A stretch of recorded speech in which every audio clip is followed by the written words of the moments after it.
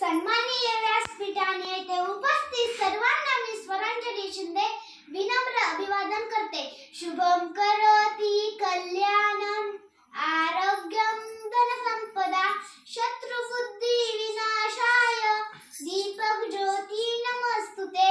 दिव्या दिव्या दीपककार कानी कुंडल मोती हार दिव्याला पाहून नमस्कार दिवा लावला देवा पाशी उजेड पडला तुळशी पाशी माझा नमस्कार सर्व देवांपाशी। ही प्रार्थना आपण दररोज दिवे लागणीच्या वेळीला म्हणत असतो, कारण निरोगी शरीरातच निरोगी मन वास करत असते। तुम्हाला यावरून आजच्या वाचनाचा विषय लक्षात आलाच असेल, आरोग्य धनसंपदा।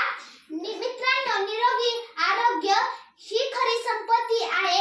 ज्याचे शरीर निरोगी आहे ती त्याच्यासाठी सर्वात मोठी भेट आहे व तो इतरांपेक्षा अनेक पटीने श्रीमंत आहे। निरोगी आरोग्य समजूतदारपणा हे दोन मोठे आशीर्वाद आहेत।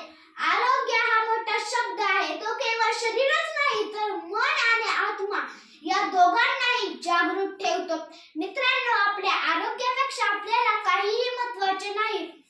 साधे जेवण, चिंतामुक्त मन उत्तम आरोग्याचं लक्षण आहे। झोप ही एक सुवर्ण साखळी आहे, ती शरीर व आरोग्य या दोघांना जोडत असते। मित्रांनो, आपण आपल्या आरोग्याची जितकी जास्त काळजी घेऊ तितके आपण सुखी आयुष्य जगू। आरोग्य आत्म्याच्या मनाचे आरोग्य आहे। चिंता करणे हे विष आहे। सतत हसत राहणे, खेळत राहणे हे त्यावरील स्वस्त आणि मस्त औषध आहे।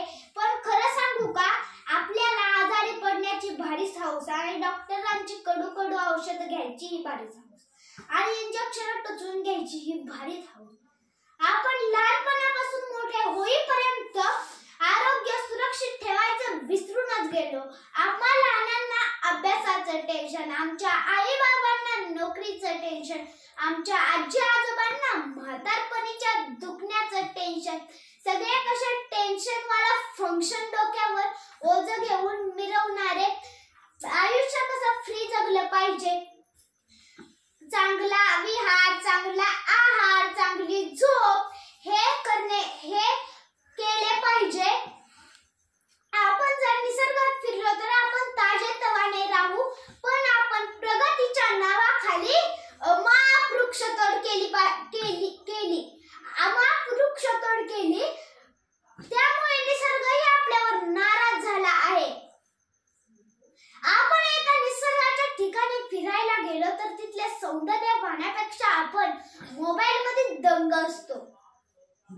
मोबाईल मध्ये दंग असल्यामुळे